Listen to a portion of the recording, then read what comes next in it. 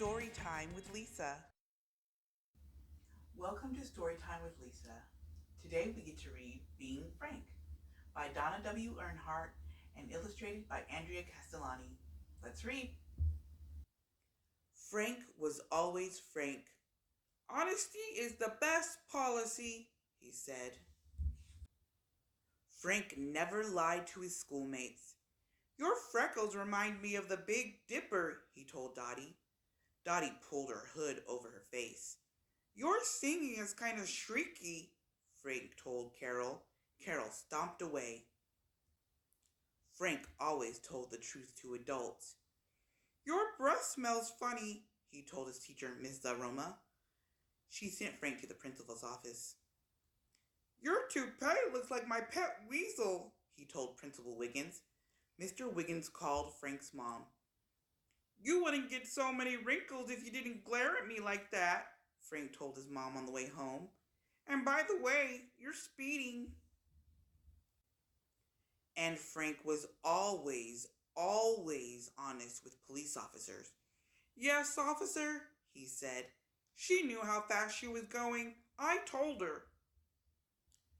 Frank was very proud of being Frank. But other than police officers, adults weren't as impressed with Frank's honesty as he thought they should be.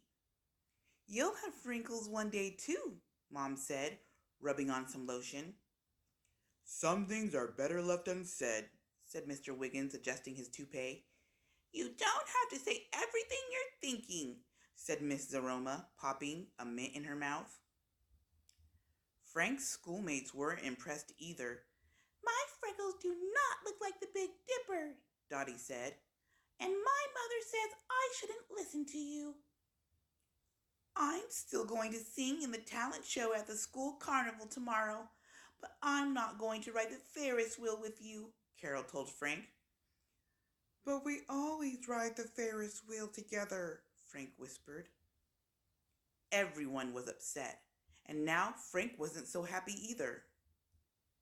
Frank clipped his toenails and alphabetized his bug collection, but he didn't feel any better, so he walked down the block to Grandpa's house.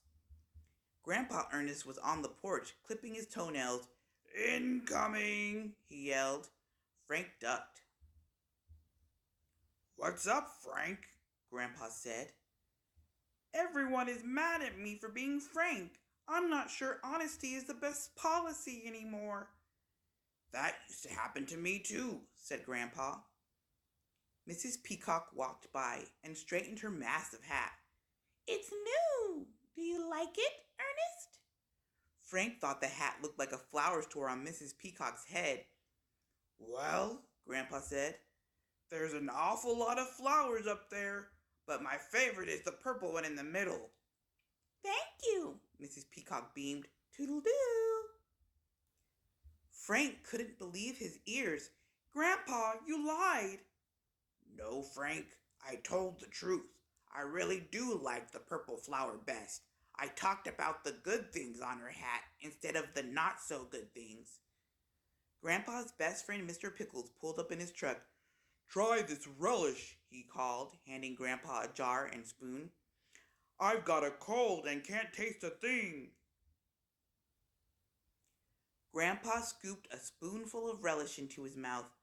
His nose twitched. His eyes watered. His hair stood on end. Give it to me straight, Ernest, said Mr. Pickles.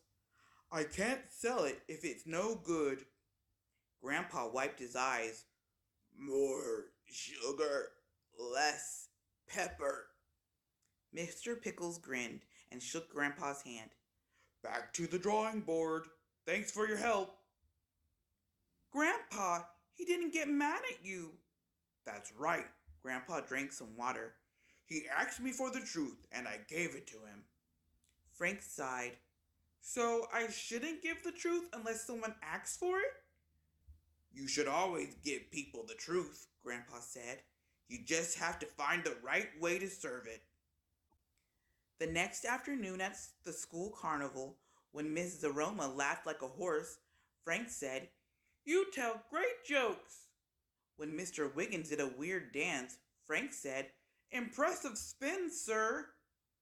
When Frank saw Dottie, he said, "I like dots better than squares." And when Carol sang, Frank said, "You sure can hit those high notes." Carol smiled at Frank. "Dottie and I are going to ride the Ferris wheel. Want to come?" On the way home, Frank gave his mom a poem he wrote for her. "Mom, your hair looks nice today. I only see a little gray." And when she smiled, Frank decided not to mention the wrinkles around the corners of her mouth. The next day, while Frank helped Grandpa in his garden, Mrs. Peacock stopped by again. "You were right," she said to Grandpa. "That other hat had too many flowers." Just then, Mr. Pickles arrived with a new jar of relish for Grandpa to try. "Excuse me a moment," Grandpa said to Mrs. Peacock. "So what do you think of my hat?" Mrs. Peacock asked. But this time, she wasn't asking Grandpa, she was asking Frank. Frank looked at Grandpa on the porch with Mr. Pickles. Grandpa was taking another spoonful of relish, and he wasn't drinking any water. Frank knew just what to say.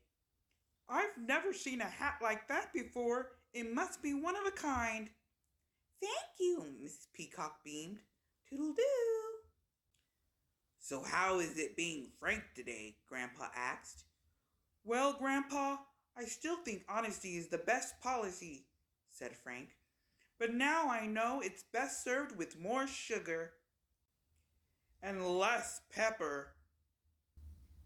What a good lesson Frank learned from his grandpa. Well, thank you for reading Being Frank with us. We hope to see you next time.